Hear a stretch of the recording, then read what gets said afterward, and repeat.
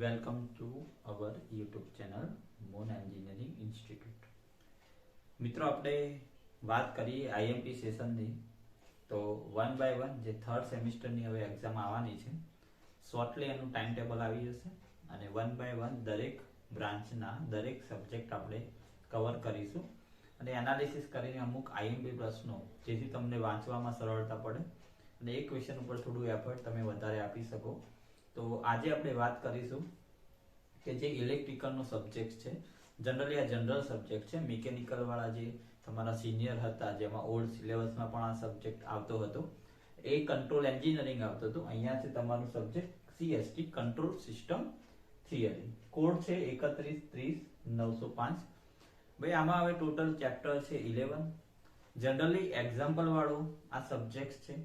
One by one આપણે chapter wise IMP ની વાત કરીએ તો ટોટલ 11 ચેપ્ટર છે. ફર્સ્ટ ચેપ્ટર છે આપણું ઇન્ટ્રોડક્શન ટુ કંટ્રોલ પ્રોબ્લેમ. એટલે સૌથી પહેલા ફર્સ્ટ ચેપ્ટરમાંથી તમારે ઓપન લૂપ અને ક્લોઝ લૂપ એનો ડિટેલમાં અભ્યાસ કરી દેવાનો છે.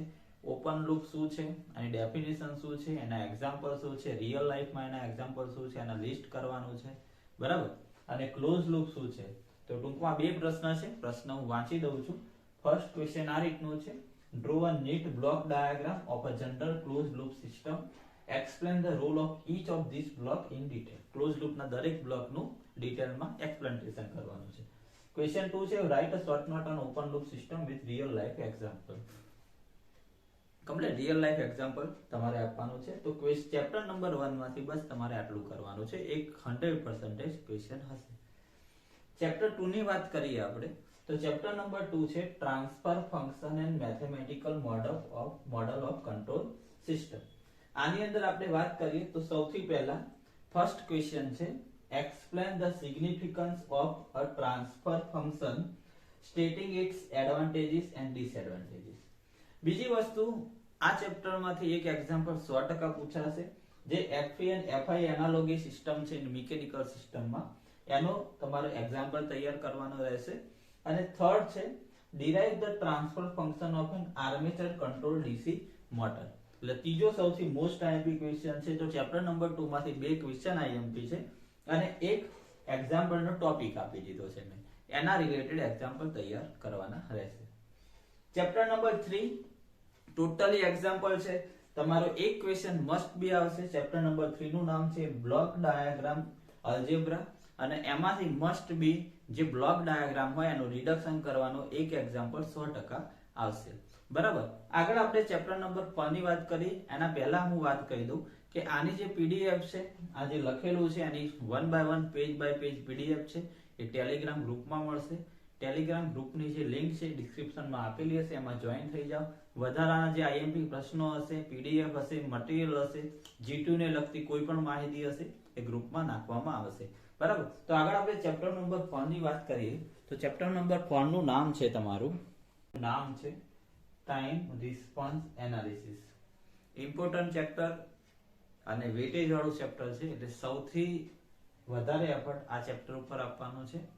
જેમાં ક્વેશ્ચન બી પૂછાય છે, એક્ઝામ્પલ બી પૂછાય છે. મીન્સ મિનિમમ 14 માર્ક્સ નું ક્વેશ્ચન પૂછાશે. ટોટલ 14 માર્ક્સ નું પૂછાશે.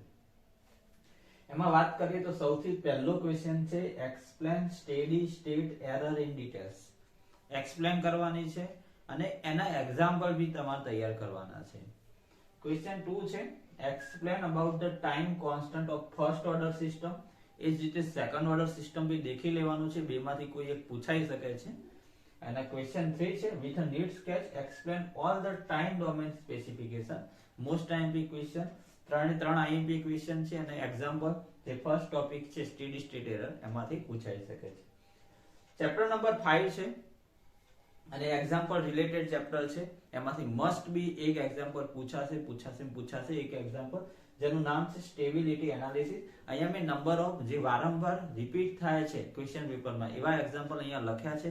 એના સિવાય તમે મેથડ કરી નાખો તો તમને કોઈ પણ ટાઈપના એક્ઝામ્પલ આવડી શકે છે. એટલે જે વારંવાર પૂછાય છે G2 ની અંદર એવા એક્ઝામ્પલ અહીંયા આપણે નોટ કર્યા છે. એમાં ફર્સ્ટ છે કે determine the stability of the equation. આની સ્ટેબિલિટી આપણે ફાઇન્ડ કરવાની છે, જેનું ઇક્વેશન છે s5 + 2s4 plus 3s³ plus 6s² plus 2s plus 1 બરાબર 0. એ જ રીતે નીચે પણ એ ટાઈપનું એક ઇક્વેશન છે. ટૂંકમાં કોઈ પણ ટાઈપનું ઇક્વેશન હોય, કોઈ પણ પાવરથી ચાલુ થતું હોય, એની તમે મેથડ તૈયાર કરી નાખો તો તમને એક્ઝામ્પલ આવડશે અને 100% એક એક્ઝામ્પલ 3 અથવા 4 માર્ક્સમાં પૂછાઈ શકે છે. એના આગળ વાત કરીએ આપણે તો યુનિટ ફીડબેક કંટ્રોલ સિસ્ટમ માટે તમને બે ફંક્શન આપેલા છે. gs is equal to k upon s into s plus 1 into s plus 2 અને અહીંયા છે k upon s square s plus 2 s plus 5. બંને ડિફરન્ટ એક્ઝામ્પલ છે, બટ બંને માટે તમારે સેમ વસ્તુ ફાઇન્ડ કરવાની છે. એક તો k ની રેન્જ ફાઇન્ડ કરવાની છે. કયા કયા વસ્તુમાં?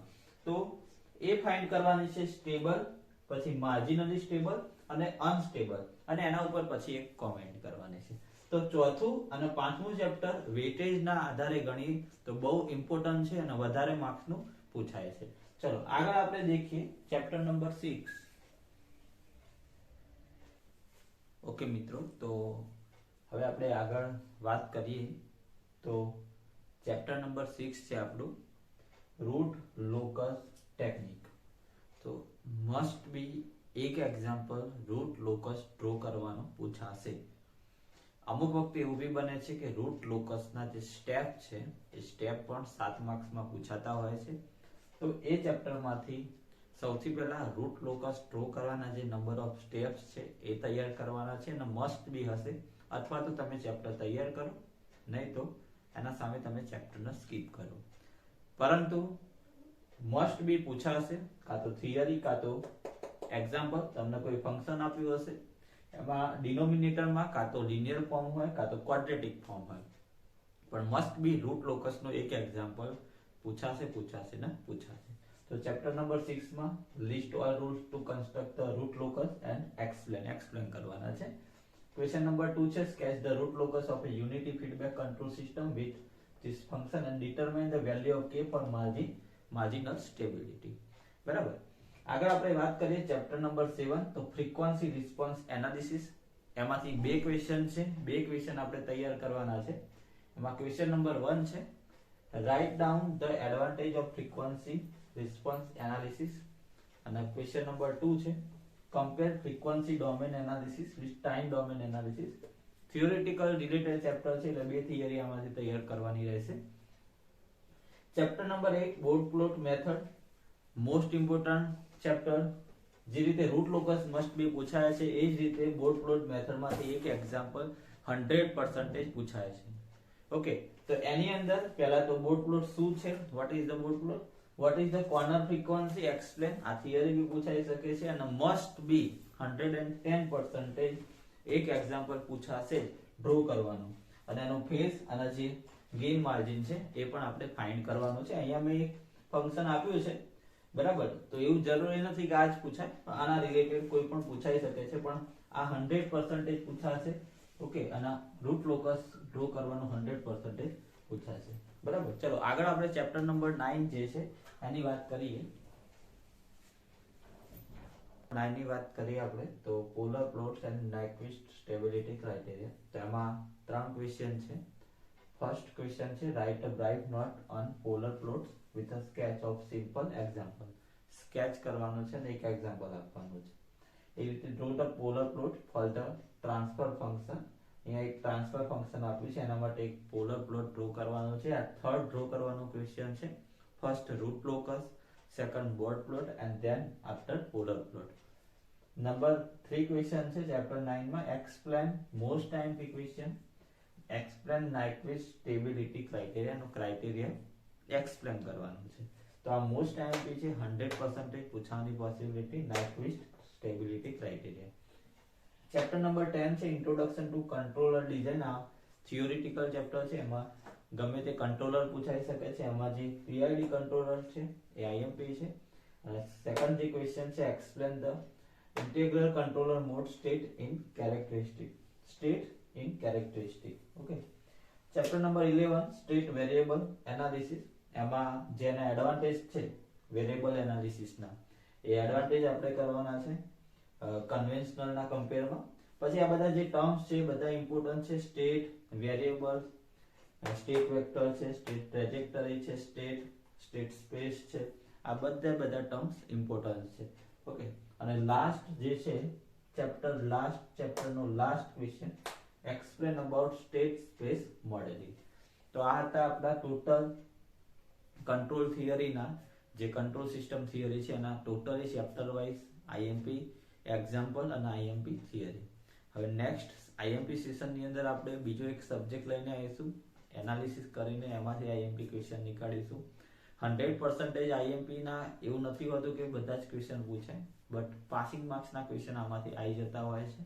બરાબર છે. તો ફરીથી મળીશું નેક્સ્ટ સેશનમાં અને મેક્સિમમ વિડીયોને શેર કરજો અને આપણું જે ટેલિગ્રામ ગ્રુપ છે એમાં જોઈન થવું હોય કે જેમની અંદર તમને આની પીડીએફ બી મળી જશે, જે બી ચેપ્ટર વાઇઝ છે આઈએમપી ક્વેશ્ચન એની, તો એમાં તમને ડિસ્ક્રિપ્શન બોક્સમાં જે લિંક આપી હશે એમાં તમે જોઈન ક્લિક કરો અને જોઈન થઈ શકો છો. બરાબર. અને કોઈ બી આના રિલેટેડ ક્વેશ્ચન હોય તો જે વોટ્સઅપ નંબર છે તમને ટેલિગ્રામ અથવા યુટ્યુબમાંથી મળી જશે, તો પર્સનલી મેસેજ બી તમે કરી શકો છો બુક રિલેટેડ અથવા આઈએમપી રિલેટેડ. બરાબર. તો નેક્સ્ટ સેશનમાં મળીશું. ત્યાં સુધી good bye and take care.